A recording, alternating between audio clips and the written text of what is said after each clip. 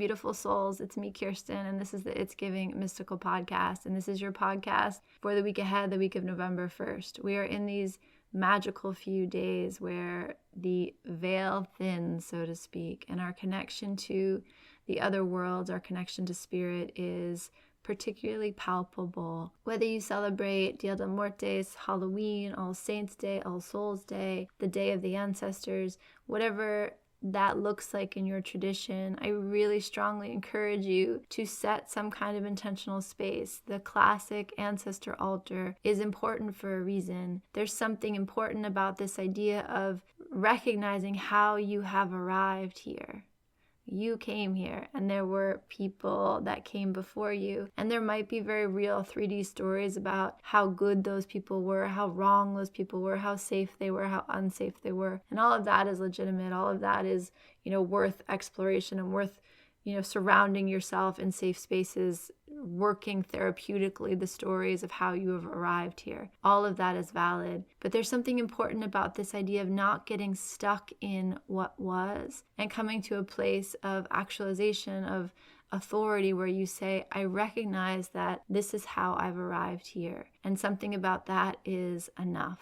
And the Day of the Dead, the All Souls Day, it's a beautiful moment to say, these people are the reason that I'm here, and I honor that they lived a life, and I honor that they lived an imperfect life, and I take with gratitude this chance I have to live now, this chance that I have to look forward and to make a life for myself. So I strongly encourage you, and that can look so many ways, right? It can be a full spread of photographs like I have with pictures, and I put food there, and we do the whole dance around here. But it's just as powerful to put plate of stones out or to set leaves out. I mean, you can do this in so many different ways, just to kind of take that moment of intentionality to give each of these souls a place. Give them a place to rest, a place to sit, a place to be seen. There's something deeply healing about that. DM me, hit me up if you want to talk more about that, but I can't tell you the gift that an ancestor altar has been in my life. And for me to really celebrate these holy days around the thinning of the veil has brought just so much peace and connection to my life. And it's something I encourage everyone I work with to do on one level or another. In kind of interesting news, this is my 100th episode. Spotify has a different count, but in terms of how I feel about these episodes, this is the 100th episode. And that's really exciting because I remember when I first had this thought about doing the podcast, when I did the research, it was like, most podcasts never do more than one episode, and very, very few get to 100 episodes. And I remember thinking to myself, 100 episodes, I can do that. I'm going to commit to that. And I did it. I committed to that. Here I am. And there's something about that weekly practice of showing up with the tarot and showing up here in community and being willing to speak what feels like truth to me in that moment, and hopefully offer that as a gift to you so that we can feel more connected, feel more of the shared experience, feel more of the atmospheric, energetic weather around us, and be empowered to make clearer choices, be empowered to align ourselves with the flow of the universe, maybe even just a little bit more. There's something about that that's been such a gift to me, and I really do consider tarot something, I feel like I have a mastery over it, and this practice of sitting with you every week on this podcast has only deepened it, and it's brought me so much curiosity and insight and healing on its own right. And I'm just so grateful for it. I'm sure technically I should do something really exciting and special for my 100th episode, but I'm not going to. I'm recording this at night. That's different. I never ever do that, but I am recording this at night. Otherwise, this is going to be like every other week. I feel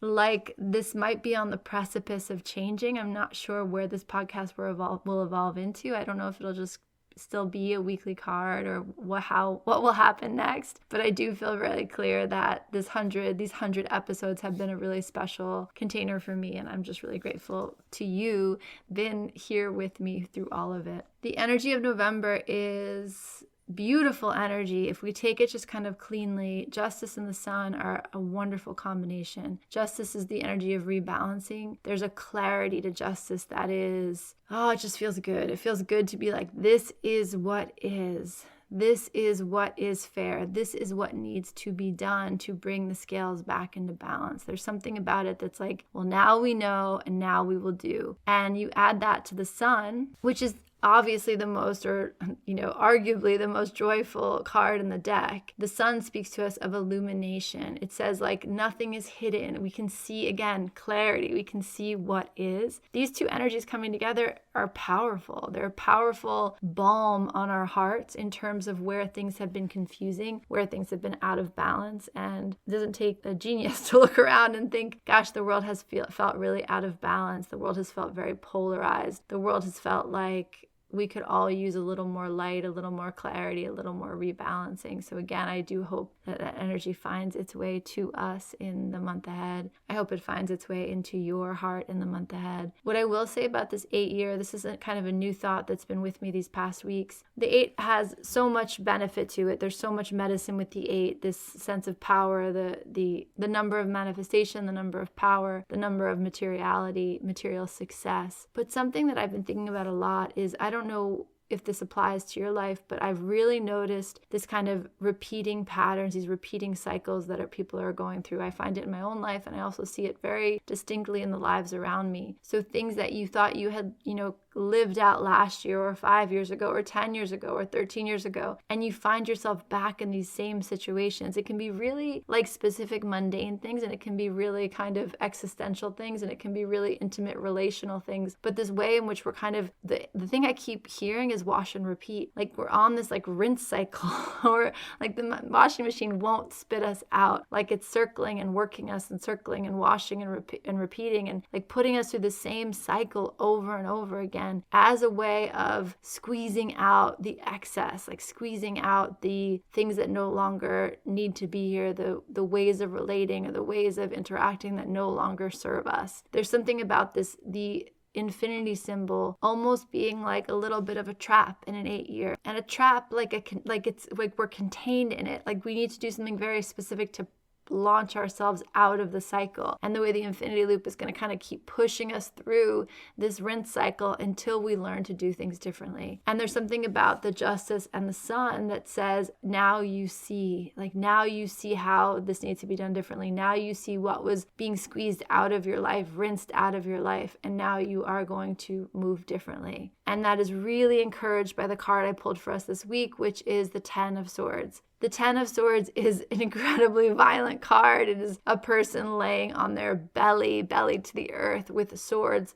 10 swords striking through their spine. And when you see this card, it's so obscene, even for the tarot. It's like a particularly violent, obscene symbol of being dead. Like you really are kind of stabbed through. And this card is a perfect example of how in tarot 10 is too much. And one of my favorite tarot writers, she always says, like, you don't get any deader. There's something about this card that's almost funny in its obscenity with the violent death that it represents. So you look at this 10 of Swords and this person's spine has been pierced. There's no getting up from this one. And my mom used to always say that, like, the 9 of Swords is incredibly painful. We call that the dark night of the soul. It's a very difficult threshold to walk through, the 9 of Swords, and it's definitely not an energy you ever want to get stuck in. The 10 of Swords, as violent as it is, comes in as a kind of movement out of the nightmare landscape of the 9 of Swords. The 10 says, this is over now. Even if it hurts, even if it's difficult, even if it is the dark night, the 10 of Swords says, yeah,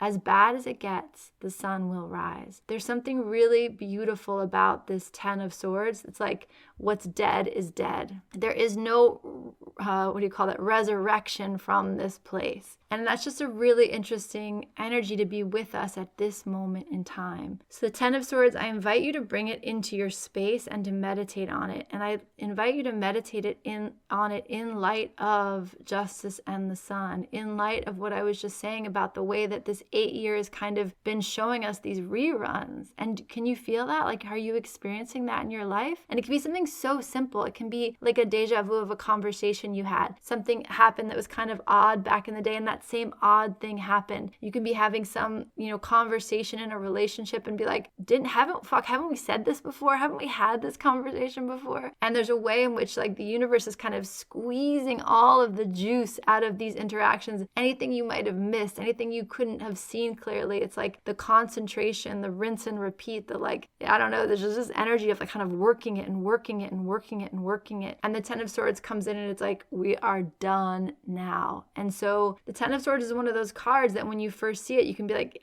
whatever's going on there, I don't want to have anything to do with it. But I promise you, if you study tarot, if you stay with tarot, the Ten of Swords will become a card that you love, because the Ten of Swords really gives us this chance of clean, fresh beginnings. Like, it really says this thing, this kind of monster, this nightmare that has followed you, it's really complete now. We're putting this bad boy to bed. And there's nothing to do but look to the horizon. Like, there's no going back. And we've talked about in October, that moon energy, how the moon is like this invitation to leap, this evolutionary like churning that happens in the moon energy. It's like you can't even see straight. You're not even sure what's happening, but there's this kind of momentum and this underlying beat, this underlying pressure that says, are you ready to leap? Are you ready to evolve? The Ten of Swords coming in this first week in November, coming in at the end of October, says to me, like, ready or not. Like, ready or not, here we go. It is time to evolve. So there's a lot I could say about this week ahead and the Ten of Swords, and I'm going to let you kind of like fill in the blanks. But there's something very interesting about this energy coming in and saying,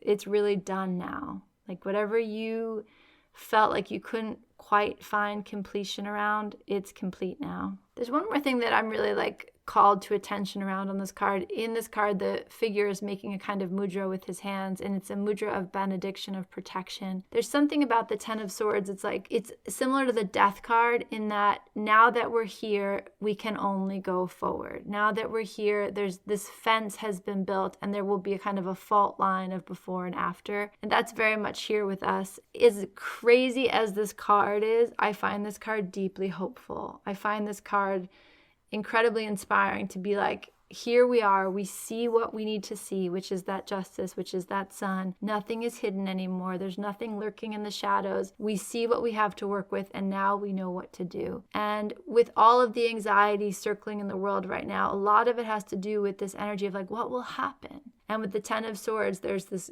definition, this clarity, this decision of this is over and now we begin this. And for me, it feels very hopeful, and it feels like, at least now I know. That's the best way I can describe it. Remember that swords have to do with our mental energy, our mind, our analytic skills. And so when the Ten of Swords comes in, it's often like the falling of a framework, the falling of a way of thinking, the falling of a narrative that we thought would last forever. There's something about the swords that's saying, like, this one goes to 11, like we kind of blew the system, we fried the system, and now we need to find a new way to talk about the things that we thought we didn't have to even talk about anymore. Like, we thought we knew what the story was, and there's something with the Ten of Swords, it's like, no, now we're telling a whole new story. Now we've got a whole new story to tell. So may the sun come in and wash our world in a little bit more lightness and a little more peace and a little more joy this week, this month. May the Justice card come in and help us find the balance that we so desperately need. And may the Ten of Swords really put to bed the things that it's time for us to say we are done with,